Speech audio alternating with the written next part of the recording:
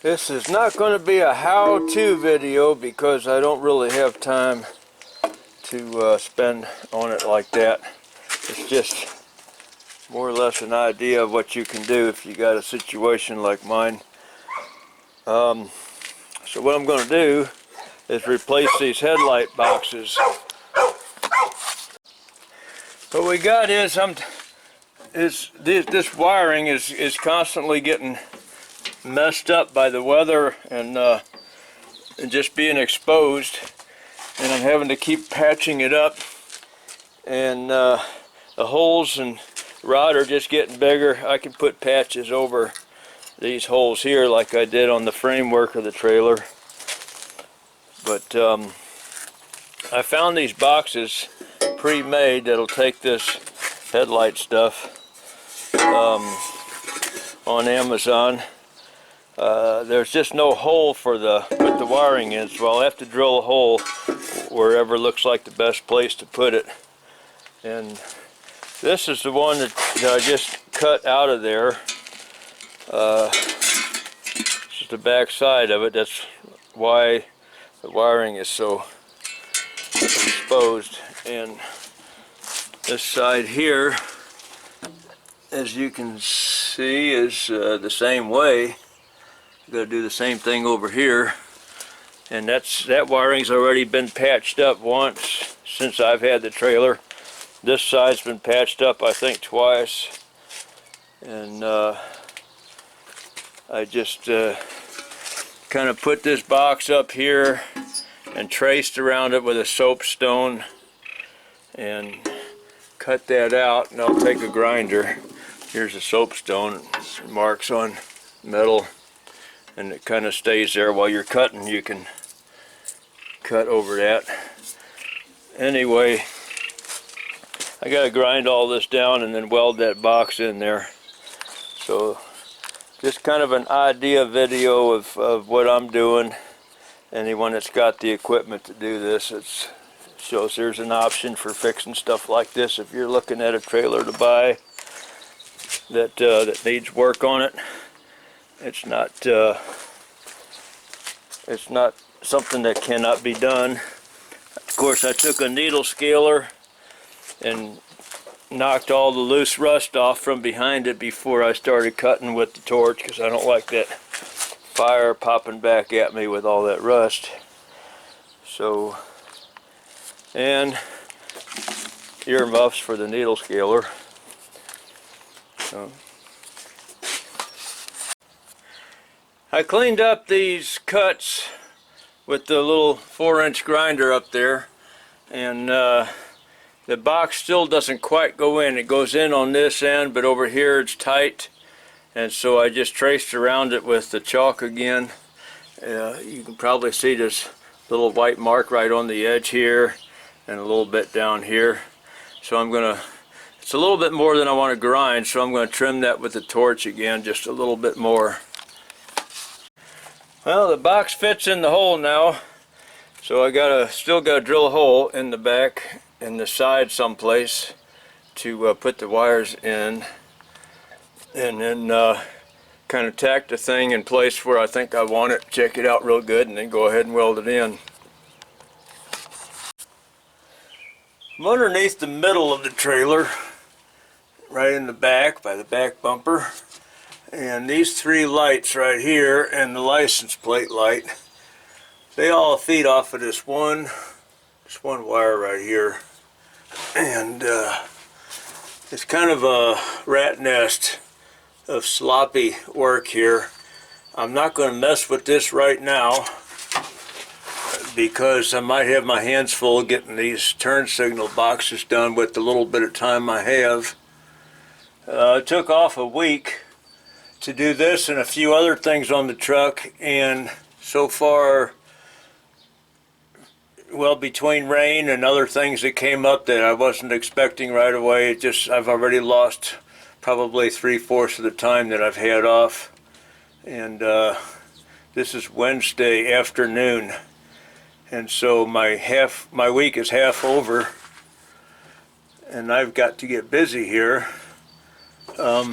this big red wire right here, I don't know if you can see that it's red, but it is. That's the one that goes all the way up to the front, where you plug in at. And it goes over here, and I can feel it looping back over into this box right here. And I'm going to leave all of that for now. I may have to get into it later, but when I deal with this rat nest here, this is just an extension of the tail light wiring that goes to that. Now let me step outside. Well, before I do, this wire that comes off that box right there and goes over to this side, that's for my left turn signal, tail lights and brake lights over there. The right side is over here on this wire that comes off of this box in the middle again, and that's the side that we're working on, that I'm showing on the video. Now outside here at this box that I'm working on, this is that wire that comes over to this side, and this is the original stuff that is not replaceable anymore. As is, it's all obsolete and it's been patched a few times. Well, I'm going to cut this wire off right here and throw this whole thing out. I might save a piece of this. This went to the tail light on the, or I should say the cornering light over here. It went to that, and I had to clip that off because it was inside of a strap that was rusted in place, and I'm not going to be able to get that off easy. So if this wiring is any good in here, I might reuse that. And I'm going to put these glands, what they call glands. I've got an assortment of them here in this bag, and here's some here that might fit this big wire. And I got to drill a hole in that box. And then this big wire here, whichever one of these are the three closest sizes that I found in that assortment that might work. That'll snug down on this wire, keep it weather tight. So you drill a hole to put this threaded portion in the box and put the nut on the inside, and then you screw the cap down over it, over the wire on the outside, and that snugs down, it tightens down on the wire, and gives it a weather tight seal. So I can put a big one on this side and maybe a smaller one if I reuse this, or if I don't reuse this, if the wiring is kind of junky inside, I might just get a piece of outdoor extension cord and use that and put a smaller gland in on the box on the other side coming out to that corner out here. So that's what I think I'm going to do. So I'll get started on that now. I'm on this the next day. I welded this one all the way around, and I was burning through a lot because the metal's kind of thin. So and over here I couldn't do anything because there's just nothing there. I'm just going to fill this. I believe I'm going to just fill this with fiberglass. I might do the same with these holes. I might just fill them with fiberglass instead of welding patches over all of them. I'm not sure yet. I might change my mind before it's done. I did use the needle scaler on this and knocked a lot of this out of there, and I might do the same thing. I might fill that with fiberglass and I might weld patches on it. I don't know yet. Got this hole cut out, got it ground down where it fits in there, and I might just weld this one partially around and then just put caulk on the rest of it. It really doesn't matter as long as it's not going to fall out, but I don't want places where mud is going to get caught in there and start rusting away again. But if I caulk it enough with silicone, it shouldn't do that. So I'm just going to kind of wing it, see how we go along here. I got these holes drilled out for the these things, they call them glands, that go in there to hold the wire and keep it weatherproof. Now I'm going to have to drill a hole right through the back of this one here, and the same on the other side, but it's going to be a smaller hole than this one for a smaller wire, and I don't have the drill that size. I had to order them. Home Depot only goes down to 3/4. That's what size this one is, and I need a 5/8 for the wire that comes out of there, and so they're on order now, waiting on from Amazon, and so I can just drill the hole right through here and finish that up later after I get those drills. I went on and welded this thing all the way around, and I've decided I'm not going to mess with the fiberglass right now because time is always a problem. I'm going to maybe do that another day, but I'm going to go ahead and paint this. I put some gray spray can primer on it, on of course both sides. I'm going to go ahead and paint that with some red paint. This is the next day, and I got these boxes, of course, all welded in and painted, and I got my holes drilled, but I'm running into a little bit of an issue with the paint. I forgot that when this paint was given to me a couple years ago, there might be a reason why he gave it to me. The mechanic at the shop where I park my truck, the paint doesn't want to dry. It's still sticky and tacky after about 12 hours of being painted, and it's about like it would be normally after about half an hour to an hour after being painted. It's about like that, and it's so anyway, I've got a few more days that I can be at home, so I'm not going to do this wiring until this paint is a little drier. Give it a few more days and see if the paint dries up. I remember this being a problem when I worked on that front axle, and I had to paint all of that with that same can of paint. I'm gonna make sure I don't buy that anymore. I got the left side finished, and the lights are all working the way they're supposed to, and I was finding something here that I kind of knew about, but wasn't going to say anything, but now I am, and it's because the color configuration on these plugs that go in the back of these lights.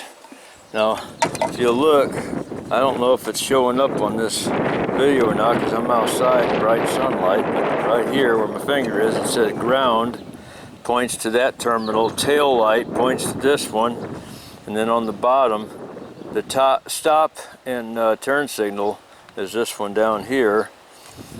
And so the wires are in that order on here. With these particular plugs that I'm using, these longer tailed ones, the ground is a white wire on both of these. In the middle is the red wire, that's your stop, and that's your bright light. And then the black one is the dim light, that's your tail lights. But let's look at these other plugs I got over here. These are all just the opposite, except this one. These are other plugs. There's just new ones that are here, but they all have to be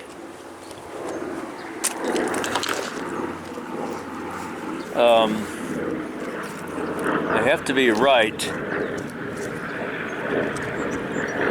This one here is right. It's a smaller one. It's got the ground on the left. These over here, the ground is still going to be on the left, but it's black. It's not white. Same with this. All of these over here, one of them that was a used one that was on the truck was backwards. The ground is black and the tail light is white. So you gotta you got to look at that, and most of these lights will tell you on the back of them which ones they are. So you got to find that and make sure you're putting them on right. Just don't go by the colors. I already did the ground. In this case they're all white, since I used the plugs that had white grounds on them instead of black grounds. Anyway, I'm doing the tail lights now. Tail light that goes out here to the marker is this one, and this one here is the one that comes from the wiring harness. And they're brown for my tail lights. And I cut the wires back, or stripped them back long, because they're thicker, stiffer wires, and so I can get a little bit more wrap on them, wrap them around there. And now I'm going to put the tail light wires from the light bulbs on there from both sides, because both tail lights work on there. So I'm going to put the two tail lights on the two wires. This is one of them from this plug in here, and the other plug's hanging down there. We'll put those, wrap those around there, and then I'll solder them. I also want to say that I stripped these back quite a ways too, and I'm going to wrap them in the same direction to flow evenly with the way these first two heavier wires are twisted. I'm not going to twist them in the opposite direction. I'm going to twist them in the same direction. There's that one. Now let me put the other one on. Okay, now I'm ready to solder that. Alright, now it's soldered. Now it's ready to tape up. Now I gotta find my brake light, which I'm pretty sure is this red wire, and my turn signal, my right turn signal, which should be the green one. I'm going to go ahead and just twist wires together on those, and not wires, but I'm going to turn the turn signal on, and then put a test light on that and make sure that this is my turn signal wire over here.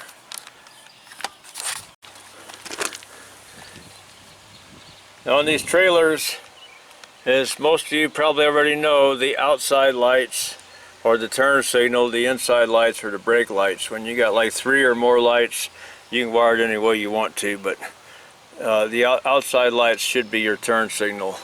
So we got this turn signals on. I'm just going to touch this right here, and it should give me a turn signal.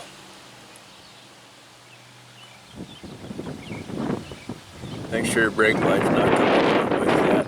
Nothing is. Okay. So we're ready to go, and then this one here will go to the brake light, because that's the one that's going to come out this hole on this side. Got them all taped or soldered and taped, and I'm going to wrap another piece of tape around these to keep everything neat and tight and in order. That's one thing about wiring. You always want to do your best to trim everything to where you have just a little bit of slack left, but not a lot, and leave all your wires about the same amount of slack, so that they tuck in neatly and orderly, and then if there's ever a problem, it's a lot easier to trace it. And if somebody's wondering how come I don't just use crimp-on connectors like everyone else, it's because everyone else is not working on their own stuff, and when those crimp-on connectors decide to start rotting and corroding and losing connection, then you have to fix it again. When you're working in a shop, it's a lot faster to just use crimp-ons. Well, I use crimp-ons for eyes and for spade connectors and bullet connectors and things like that, but then I always solder them unless it's under the dash. If it's inside and under the dash, I can leave crimp-ons like they are, just crimp them, but anything outside gets soldered when I do it, and that's because I don't want any chance of corrosion working its way into those connectors and getting loose. Alright, that'd be it for this. It works. You don't really need to see the lights come on. Just take my word for it, they all work. It's my trailer for my job where I work, and it's going to work when I get done with it, or I'll fix it again. All the lights are working the way they should. Just put a little dab of dielectric grease on there. Need a part number. Should show up there from Permatex 22058. Or you can get any brand anywhere. Then I use a little bit of tire lube to put the lights back into the grommets. And that is it. Thanks for watching.